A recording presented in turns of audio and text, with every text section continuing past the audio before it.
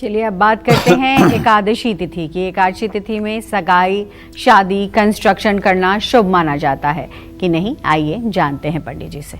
पंडित जी, एकादशी तिथि के देवता विश्वदेव हैं और भगवान श्री हरि विष्णु हैं। इस तिथि में भगवान श्री हरि विष्णु की पूजा से संतान, सुख, धन, धान्य और संपत्ति की प्राप्ति होती है। तिथियों में एकादशी जैसी कोई तिथि नहीं है। अयोध्या के एक राजा हुए तो उन्होंने अपने राज्य में घोषणा की थी कि मेरे राज्य में 14 साल के ऊपर का बालक और वृद्ध, अतिवृद्ध, रोगी और गर्भिणी महिलाओं को छोड़कर सभी लोग एकादशी का व्रत करेंगे। मेरे इस राजाज्ञा का कोई उल्लंघन नहीं करेगा। राजा इसी तरह से धार्मिक और धर्मपूर्वक राज्य कर रहा था। बहुत दिनों तक ये कार्य चलता रहा। एक दिन राजा को वैराग्य हुआ। राजा ने सोचा कि ये राजपाट बेकार की चीज है। अपने छोटे भाई को उन्होंने अपना राज्य दे दिया और कहा कि अब तुम इस राज्यपाट का संचालन करो, मैं अब जा रहा हूं साधना करने। राजा की एक सुंदर सुशील पतिव्रता स्त्री थी और राजा का एक नौजवान बेटा भी था। राजा ने जाकर के हिमालय की तलहटी में साधना करना शुरू किया।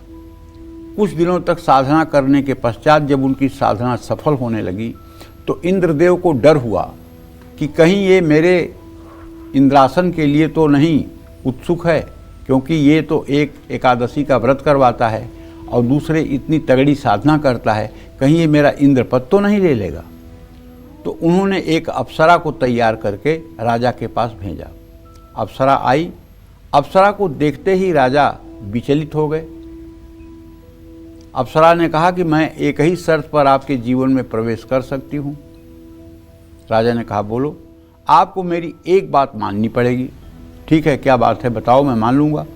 बोले अभी नहीं बताऊँगी, समय आने पर बताऊँगी और उसे आपको मानना पड़ेगा। बोले हाँ मान लूँगा। बस राजा के साथ वो अप्सरा रहने लगी। राजा ने ज़्यादा उसके बारे में जानकारी करने की कोशिश नहीं की और राजा तपस्या छोड़ करके अयोध्या आ गए। अयोध्या आने के बाद भाई से बोले कि भाई तुम मेरी जो है ये राज्य मुझे वापस करो, अब मैं राज संचालन करूँगा। राज संचालन करने लगे। कुछ समय व्यतीत हुआ। एक दिन अप्सरा ने कहा कि राजन, अब वो समय आ गया है जब मैं आपसे आपके दिए हुए वचन को पूरा कराने के लिए कहूँ। उन्होंने कहा हाँ बोलो, तुम्हारी क्या इच्छा है, बोलो। तो बोली कि ऐसा है राजन, अपने राज्य में आप ये मुनादी करवा दीजिए, ये घोषणा कर दीजिए कि पूरे राज्य में, पूरे देश में कोई भी व्यक्ति एकादशी का व्रत नहीं करेगा। राजा ने कहा अरे ये तो महान अर्थ है, ऐसा कैसे हो सकता है, ये तो हो ही नहीं सकता है, ये नहीं हो सकता है। तो आपने तो वचन दिया है। हाँ वचन दिया है, दूसरा कुछ मांग लो, मेरा प्राण मांग लो, उससे भी ज़्यादा कुछ प्रिय हो तो मांग लो, लेकिन ये एकादशी वाली बात मत मांगो।